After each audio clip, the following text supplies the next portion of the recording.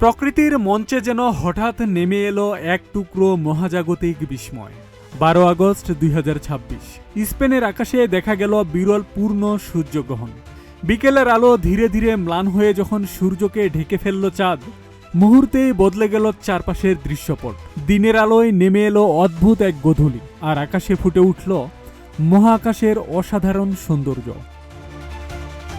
স্পেনের বিভিন্ন অঞ্চল থেকে হাজারো মানুষ চোখে বিশেষ সুরক্ষা নিয়ে অপেক্ষা করছিলেন এই বিরল মুহূর্তের জন্য। চাঁদ যখন পুরোপুরি সূর্যের সামনে চলে আসে, তখন কয়েক মুহূর্তের জন্য দৃশ্যমান হয় সূর্যের উজ্জ্বল করোনা চারপাশে ছড়িয়ে থাকা রহস্যময় আলোর বলয়।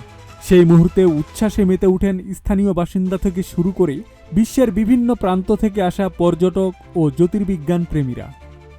বিশেষ করে উত্তর স্পেনের কিছু এলাকায় পূর্ণগ্রাস সূর্যগ্রহণের দৃশ্য ছিল অত্যন্ত মনোমুগ্ধকর। সূর্যাস্তের কাছাকাছি সময়ে গ্রহণ হওয়ায় দিগন্ত জুড়ে তৈরি হয় অনন্য আলোর আবহ।